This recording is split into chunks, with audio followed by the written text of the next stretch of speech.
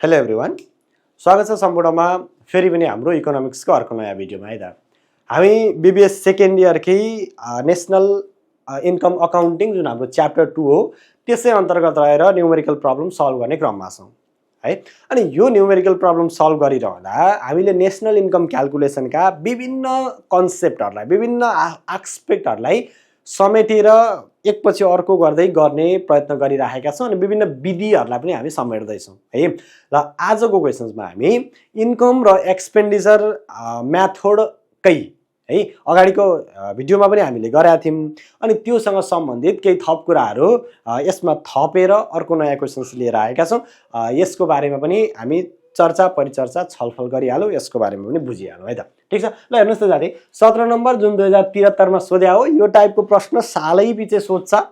10 marks मैले गोजीमा fix भन्ने सम्झिनु एकदमै सजिलो छ। 2-4 वटा कन्सेप्ट क्लियर भयो भने केही पनि छैन साथी है। म बार बार भनि नै रहेको छु, भरसक तपाईहरुको क्लियर होस् भन्ने कुरा मध्यनजर गरेरै हामी यहाँबाट भिडियो प्रोभाइड गरिराखेका छौँ। त्यसो हुँदाखेरि नअत्तालिनु होला, ध्यान दिएर हेर्नु होला है। ल ठिक छ, हेर्नुहोस् त साथी, यहाँ के भन्छ, consider the following data and calculate GDP, MP, GNP, MP and the national income by income and expenditure method भनेको छ। अब दुईटै मेथडबाट पहिले जीडीपी निकाल्नु रे अनि जीएनपी निकाल्नु रे अनि एनआई पनि निकाल्नु रे है। ल यसो भने निकाल्यौँ। अब मैले थप चर्चा परिचर्चा यसलाई गरिन, बाई इन्कम मेथड भनेर थालिहालेँ। ल बाई इन्कम मेथड भनेर। अब इन्कम मेथड छ, इन्कम मेथडमा हामीले इन्कम मात्रै जोड्नुपर्छ भनेर मैले भनेकै छु है। अगाडिको भिडियोमा अझ मजाले एक्सप्लेन गरियो। अब त्यस्तो धेरै विशेष फेरि भिडियो लामो हुन्छ, सबै भिडियो लामा हुन्छन्।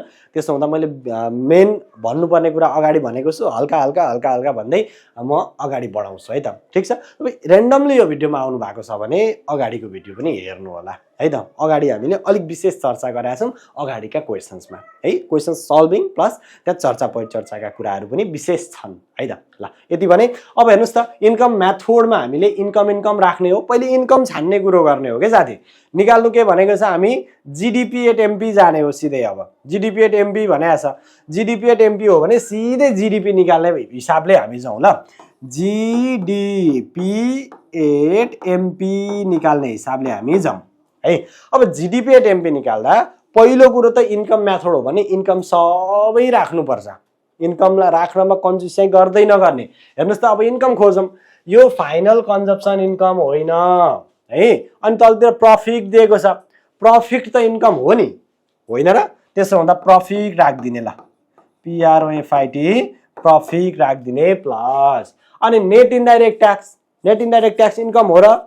अहिले इन्कम मात्रै खोज्ने, यो के जान्छ के जाँदैन धेरै दिमाग चलायो भने फेरि बिग्रिन्छ। त्यसो हुँदाखेरि नेट इन्डाइरेक्ट ट्याक्स प्रफिट होइन, त्यसलाई अहिले छोडिदिन्छौँ है। अब हेर्नुहोस् त, नेट इन्डाइरेक्ट ट्याक्स अब प्राइभेट कन्जम्सन प्रफिट होइन। ल यो होइन, अहिलेलाई प्रफिट हो। कन्जम्सन एक्सपेन्डिचर भनौँ सकिएको, नेट एक्सपर्ट भनेको एक्सपेन्डिचर मेथडको चाहिँ इलिमेन्ट हो, सकिएको। अनि कम्पेन्सेसन अफ इम्प्लोइ भनेको छ त, यो कम्पेन्सेसन भनेको जहिले पनि वेजेस हो भन्ने कुरा मैले भनेकै छु। इम्प्लोइले पाएको पैसो हो, कम्पेन्सेसन पाओस् कि वेजेस पाओस्, पैसो त पैसो पायो। त्यसो भएपछि लेख्ने वेजे कम्पेन्सेसन भन्दा हाम्रो सिधै कति भयो त, 1200 रहेछ कम्पेन्सेसन। ल compensation of employee plus employees plus. अब तलतिर रेन्ट छ, रेन्ट इन्कम हो कि होइन? अभियसली इन्कम हो भने त लेख्न पर्यो। इन्कम मेथडमा इन्कमै छुटायो भने त फेरि मारिहाल्छन् होइन। अनि इन्ट्रेस्ट छ, इन्ट्रेस्ट पनि त राख्न पर्यो, इन्ट्रेस्ट राख्न पर्यो। इन्ट्रेस्ट इन्कम होइन र? इन्ट्रेस्ट छुटायो भने त इन्कम मेथडमा फेरि मार्छन्, छुटाउन मिल्दैन। त्यसो हुँदाखेरि इन्ट्रेस्ट गयो, रेन्ट गयो, इन्ट्रेस्ट गयो। अनि net factor income from abroad भनेको विदेशको, यो इन्कम त इन्कमै हो, तर यो चाहिँ ठ्याक्कै हाम्रो फ्याक्टर इन्कम त होइन नि, प्रोडक्सन फ्याक्टरको इन्कम हो त होइन। यो त चाहिँ डोमेस्टिकबाट नेसनल बनाउनको लागि पछि जोडौँला, अहिलेलाई यो छोडिदिउँ, यसको पर्सपेक्टिभ हाम्रो छुट्टै हुन्छ। अनि मिक्स्ड इन्कम भनेको छ, मिक्स्ड इन्कम हो फेरि है। ल त्यसो हुँदा मिक्स्ड इन्कम भनेर लेखिदिने, मिक्स्ड इन्कम भनेर लेखिदिने है। अनि ग्रस डोमेस्टिक क्यापिटल फर्मेसन छ, यो पनि इन्कम होइन। क्यापिटल फर्मेसन कसरी इन्कम हुनु र? अनि डिप्रिसिएसन, यो पनि इन्कम होइन। डिप्रिसिएसन इन्कम होइन हो, डिप्रिसिएसन त खर्च हो, इन्कम त होइन। अब यति निकाले हामीले, इन्कम इन्कम इन्कम सबै राख्यौँ है। अघि मैले भने नि, तपाईँले अगाडिको भिडियो हेरेर आउनु भएको छ भने त तपाईँले क्लियर भइसक्यो, मुसु मुसु हाँस्दै यो त के हो भन्ने कुरो तपाईँले बुझिसक्नु भयो। तर तपाईँ रेन्डमली यो भिडियोमा आउनु भएको छ भने तपाईँलाई थाहा छैन जाँदै यो यति प्रफिट इन्कम इन्कम मात्रै राख्दा यो इन्कम मात्रैले हामीलाई कहाँ लगेर फाल्दिन्छ? यसले लगेर फाल्ने भनेको, यति राखिरहँदा हामीलाई फाल्ने भनेको यो एनडिपी एट एफसी। इन्कम मेथडले जहिले पनि फिक्स कस्टमा दिन्छ, सरी फ्याक्टर कस्टमा दिन्छ, अनि लगेर कहाँ फाल्छ? एनडिपीमा फाल्छ। यो त थाहा छ तपाईँहरू है, ठिक छ। ल यसो हो भने योमा लगेर फाल्छ। अब हामीलाई पुर्याउनु छ जिडिपी एट एमपीमा, हामीलाई दिएको छ एनडिपी भनेपछि यो एनलाई त बदलेर जी बनाउनु पर्ने रहेछ नि त हौ। चाहिएको त जी रहेछ नि त हौ। अहिलेसम्म आयो एनडिपी, चाहिएको रहेछ जिडिपी भनेपछि त एनलाई जी त बनाउनु पर्यो। एनलाई जी कसरी बनाउँछन् भन्नुहोस् त? डिप्रिसिएसन थपेर नि। त्यति त अब थाहा भइसक्यो, अब त घोषणा गरेर होइन भन्ने भइसक्यो। भने त के हो त? यो डिप्रिसिएसन थपेर, डिप्रिसिएसन थप्ने बित्तिकै यो के भयो? अघि एनडिपी थियो, अब सर्लक्क मेटेर जिडिपी भइसक्यो, जिडिपी भइसक्यो है। ल डिप्रिसिएसन थपेर अब चाँजो पाँजो त मिल्दै थियो, तर कुरो के पर्यो भने हामीलाई सोधेको रहेछ एमपी हैन। हेर्नुस् त, हामीलाई सोधेको रहेछ एफसीमा त सोधेको छैन, एमपी सोधेको रहेछ। अब हामीलाई यो इन्कमले दिने भनेको त एफसी दिने हो हैन त? अब यो एफसीलाई पनि यो एमपी बनाउनु पर्यो भने के गर्छौं भन्नुस् त? एफसीलाई एमपी बनाउन के गर्छौं? नेट इन्डाइरेक्ट ट्याक्सेसहरु मिसाइदिने। नेट इन्डाइरेक्ट ट्याक्सेस भनेको प्लस नेट इन्डाइरेक्ट ट्याक्सेसहरु मिसाइदिने। ल यति गरेपछि हाम्रो एमपी पनि के हुने भयो त? सरी एफसी पनि के हुने भयो त? एमपी। अब यताको पनि जिडिपी एट एमपी, यताको पनि जिडी एट एमपी, कुरो त मिलिगयो। अब दुवैतिर कुरो मिलेपछि अब काम हुनबाट कसले रोक्छ हैन? ल त्यसो हो भने हाम्रो एन्सर मिल्नबाट कसले रोक्छ? लु अब हेर्नुस् त, यति सबै गरे अब के मात्रै बाँकी छ? राख्न मात्रै बाँकी छ। प्रफिटको कुरो राख्दिम। ल प्रफिट कति भयो? 720। प्रफिट कति भयो? 720 plus consumption of compensation of employee भनेर कति छ? 1200 छ। 1200 पनि मैले राख्दिएँ। प्लस रेन्ट भनेर कति छ साथी? 200 छ। 200 पनि मैले राख्दिएँ। प्लस अनि त्यस पछाडि इन्ट्रेस्ट भनेर कति छ? 270 रहेछ हो। इन्ट्रेस्ट भनेर 270 रहेछ नि त, 270 रहेछ। अनि मिक्स्ड इन्कम भनेर कति दिएको छ? 1 2 3, यो 1 2 3 यो 600 रहेछ भनेपछि यो 600 पनि राख्दिने। अब डिप्रिसिएसन भनेर हामीलाई कति दिएको छ? 100 दिएको छ। प्लस अनि इन्डाइरेक्ट ट्याक्सेस भनेर हामीलाई कति तिरेको छ? हेर्नुस् त, इन्डाइरेक्ट ट्याक्सेस भनेर कति तिरेको रहेछ? 110 हो। ल यसलाई पनि हामीले थपिदियौँ भने यो सबै जोड्दा कति आयो त? जोड्नुस् त साथी, सबै कति आएछ? सबैले जोडौँ एकैनास। 720 प्लस 1200 प्लस हो 200 प्लस 270 प्लस 600 प्लस 110 प्लस 100 भनेको हाम्रो कति आयो? 3200।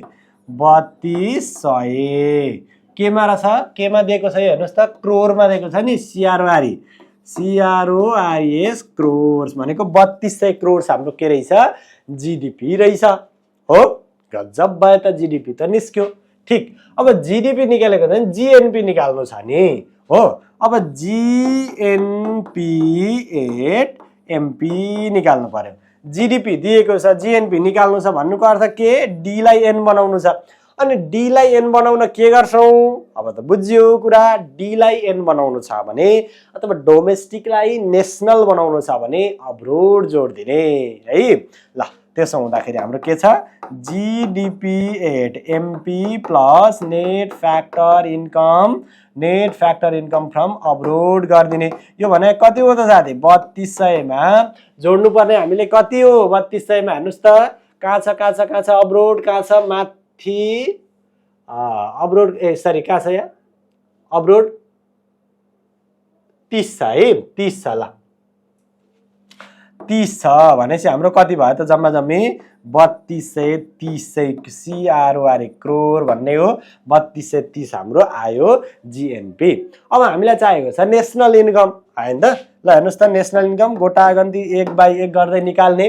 नेसनल इन्कम हामीलाई चाहिएको छ भने है अब नेसनल इन्कम भनेको के हो त भन्नुस् त ब्राकेटमा सुटुक्क लेखिदिनुस् त पाइयो नि एनएनपी एट एफसीओ हैन त एनएनपी एट एफसीओ भनेपछि हामीसँग कति छ जीएनपी त छ हो जीएनपी छ यो एन बनाउनु पर्यो ग्रसलाई नेट बनाउनु पर्यो पहिलो कुरा अनि एमपी लाई एफसी बनाउनु पर्यो कहिलो कुरा यो बिचको एनएन त मिलेकै छ भनेपछि ग्रसलाई नेट बनाउन डिप्रिसिएसन निकाल्ने एमपी लाई एफसी बनाउन इन्डाइरेक्ट ट्याक्स निकाल्ने त्यति गर्दा त भइहाल्दो रहेछ भनेपछि हाम्रो के हुन्छ त जीएनपी एट एमपी बाट मैले डिप्रिसिएसन मात्रै घटाइदिए भने यो जी त एन हुन्छ ठीक छ। अब हामीलाई चाहिँ एफसी चाहियो नि त अनि एफसी ले निकाल्ने हो भने त नेट इन्डाइरेक्ट ट्याक्स घटाउनु पर्छ कि पर्दैन नेट इन्डाइरेक्ट ट्याक्सेस घटाउनु पर्छ अनि नेट इन्डाइरेक्ट ट्याक्स घटेपछि यो के हुन्छ नेसनल इन्कम हुन जान्छ। अब गर्नुस् त ल 3230 मा हामीले अघि थपेको डिप्रिसिएसन कति रहेछ 100 रुपैयाँ रहेछ अनि नेट इन्डाइरेक्ट ट्याक्स भनेर थपेको थियो कति 110 रुपैयाँ रहेछ हो ल त्यसो हुँदाखेरि कति भयो त 3200 मा 210 रुपैयाँ घटाउँदाखेरि कति भयो साथी हाम्रो 2990 भयो है 10-20 छ डिप्रिसिएसन हाम्रो कति हो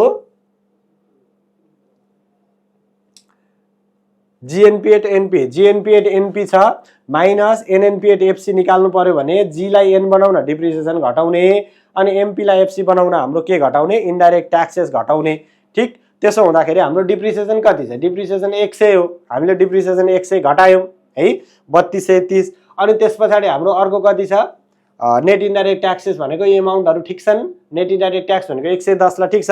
त्यसो भने फेरि एकपल्ट ट्राई गरौँ क्याल्कुलेटर इरर होला सायद 3230 माइनस 100 माइनस 110 भनेको हाम्रो कति त 30-20 है 30-20 करोड ल ठीक छ। यो चाहिँ कति हो त 30-20 CROR crore is our national income from which method income method है ल।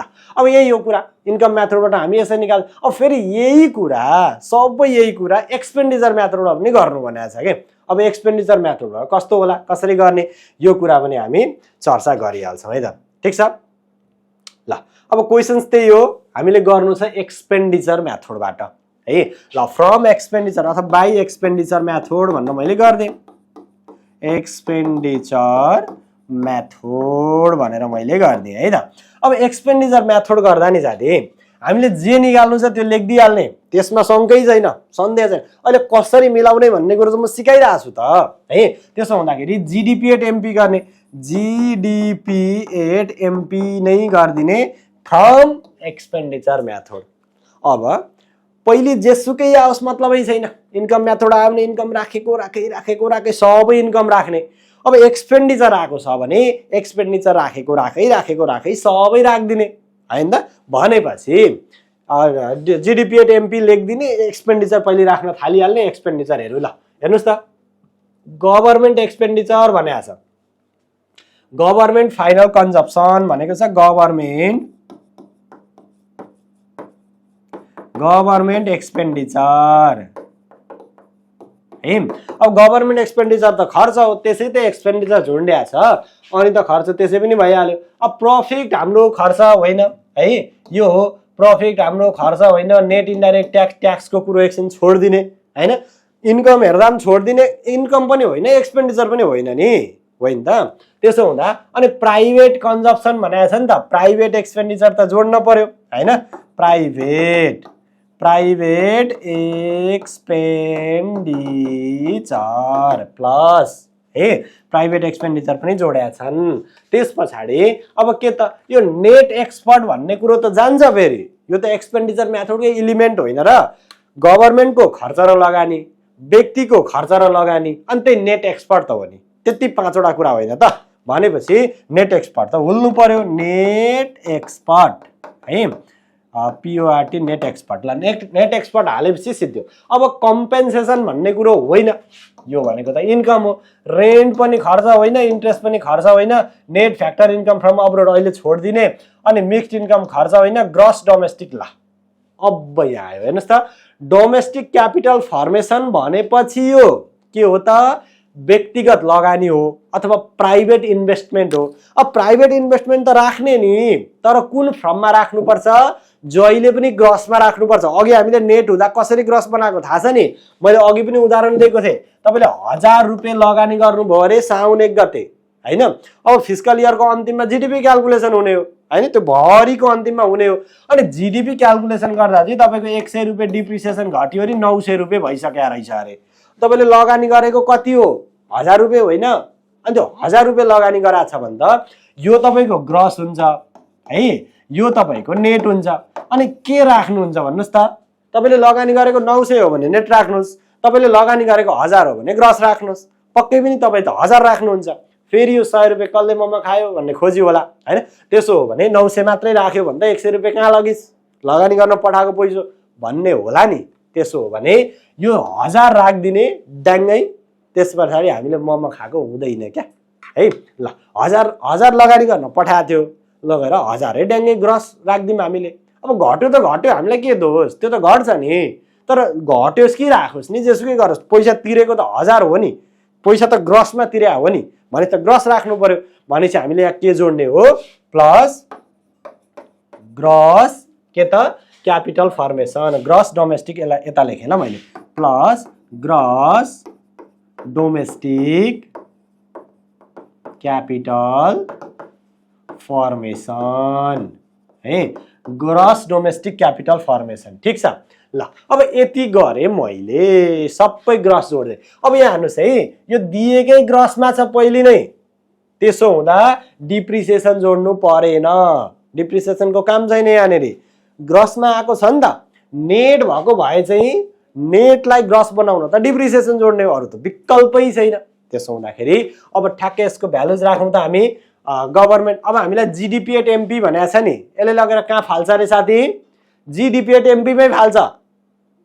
अब केही जोड्न पर्दैन यसमा, किन, यसले लगेर जिडिपी एट एमपीमै त फाल्ने हो। नपत्या हेर्नुहोस् त, ल गभर्मेन्ट एक्सपेन्डिचर भनेको छ, गभर्मेन्ट एक्सपेन्डिचर कति छ हाम्रो, 1000 रहेछ ठ्याक्कै। ल गभर्मेन्ट एक्सपेन्डिचर 1000 रहेछ, प्लस है।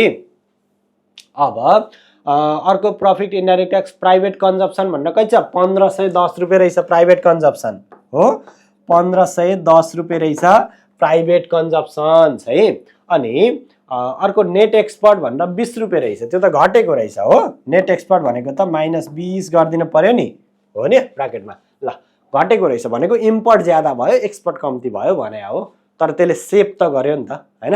ल खर्चमा माइनस आउनु भनेको त खर्च सेभ हुनु हो नि त होइन। ल एक्सपोर्टको कुरो, कन्जप्सन इम्प्लोइ रेन्ट सक्यो, अब हाम्रो एकैचोटि ग्रस छ। ल ग्रस भनेपछि 710 रुपियाँ हामी ड्याङ्गै राखिदिउँ, प्लस 710 रुपियाँ। यो गर्नु त साथी 1000 भयो होइन त, 1000 भयो प्लस 1510 भयो होइन, -20 गर्नु पर्यो, प्लस 710 गर्नु पर्यो।